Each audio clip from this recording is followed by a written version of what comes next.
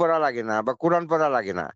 আর যদি আপনি নামাজ পড়েন তাহলে কোরআন শরীফ পড়া লাগবে না। আর নামাজ না পড়লে তো কোরআন পড়তে হবে, সত্য কথা বলতে হবে, কারো ক্ষতি করা যাবে না, কারো দোষ প্রচার করা যাবে না।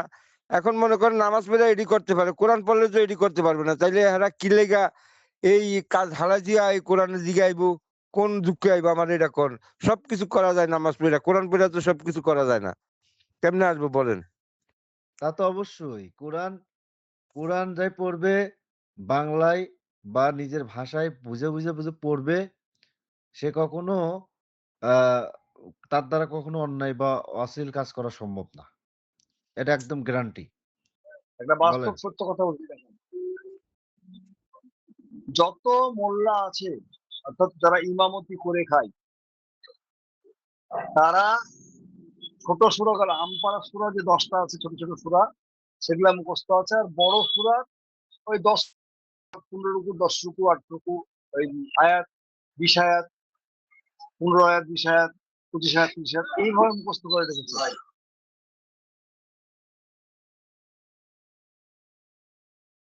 এরা শুধু মুখস্থ করে রেখেছে, ওদেরকে অর্থ জিজ্ঞাসা করেন কেউ বলতে পারবে না। 1 নম্বর। 2 নম্বর, যারা যাচ্ছে 5 বার তারা কিন্তু ভাই আলামদ সূরাটার অর্থ বলতে পারবে না।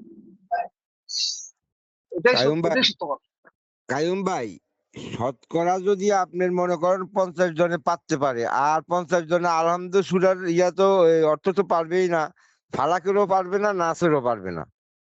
আপনি এই মানে আমি 50 জন ধরছি আর কি, কিন্তু আমার মনে হয় আপনি যদি ওই চিরুনি অভিযান দেন ওই 50 জনের ভিতরে দেখেন 25 জন থাকবে না, শুধু ফাতিহার অর্থই জানে না, আর ওই অন্য কথা তো বাদে দিয়ে দিলাম।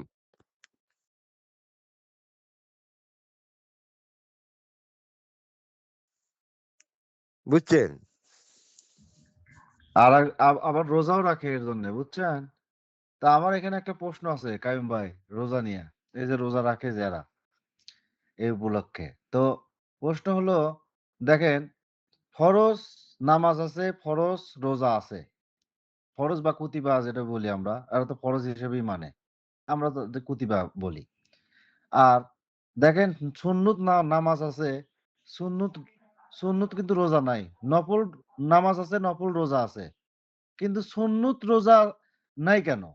সুন্নত নামাজ থাকলেও সুন্নত রোজা নাই কেন? প্রশ্ন আমার। ওয়াজিব থাকলেও ওয়াজিবের নামাজ নাই কেন? এগুলা কই কই গেল? বা ওয়াজিব ওয়াজিব রোজা নাই কেন? জি, ওই অজিব নামাজ ওরা তো ওরা ভিত্তিরটা করেছে তো সোহাগ ভাই। বেতের। ভিত্তির নামাজ তো অজিব করেছে, হ্যাঁ।